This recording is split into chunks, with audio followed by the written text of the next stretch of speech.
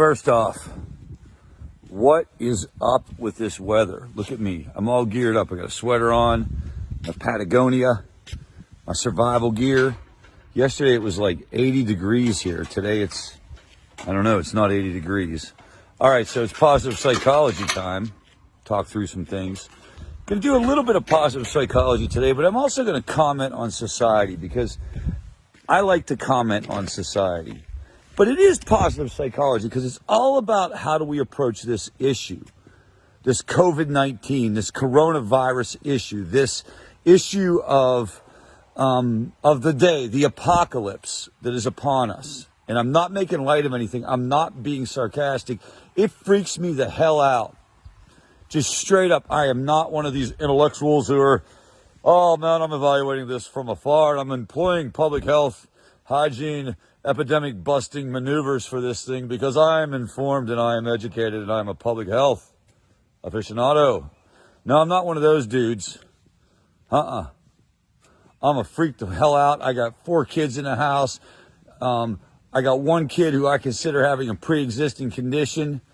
I guess apparently I'm getting older and maybe I fall in a hard at-risk category as well. I don't. I'm not that. I don't. My mom does. My wife's mom does. Right? Yeah. Serious. Very serious stuff. Okay.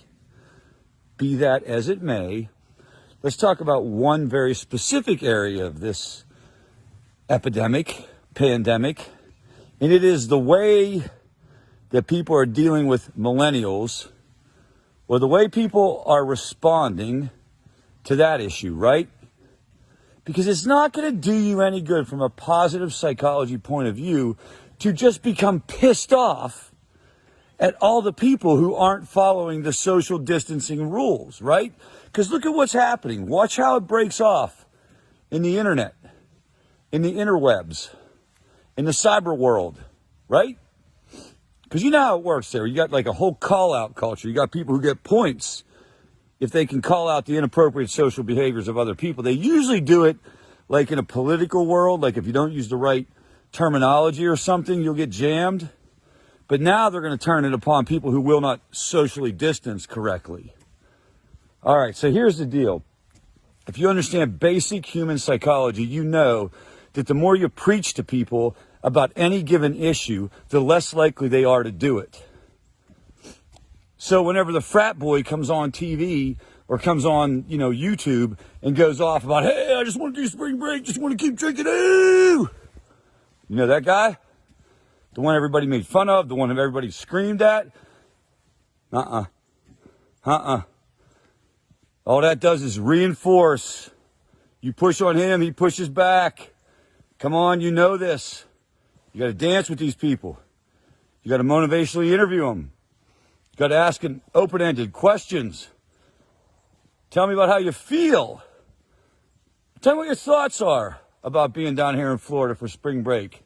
Being in that pool over there, that cesspool, that petri dish, sweating on each other, all that crap. How do you feel about that in the midst of a global pandemic, right? Motivationally interview them.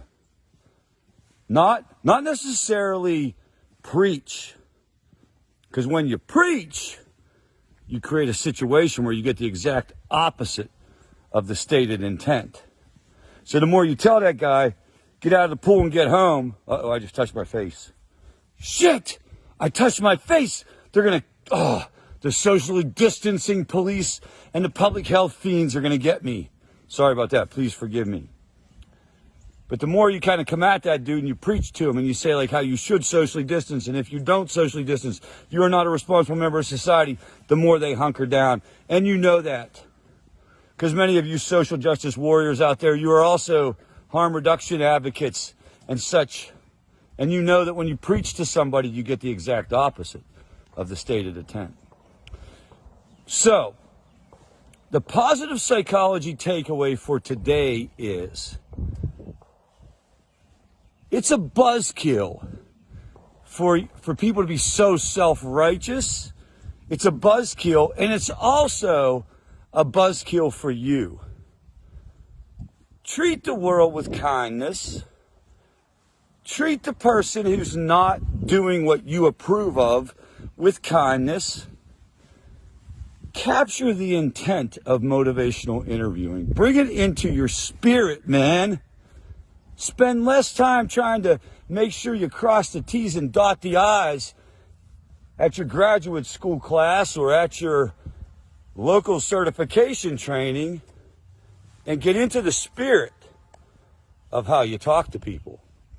Now, I do want to note that the tone of my video here is anything but motivationally interviewing oriented. I'm just trying to prove a point. All right. Hope you have a wonderful day.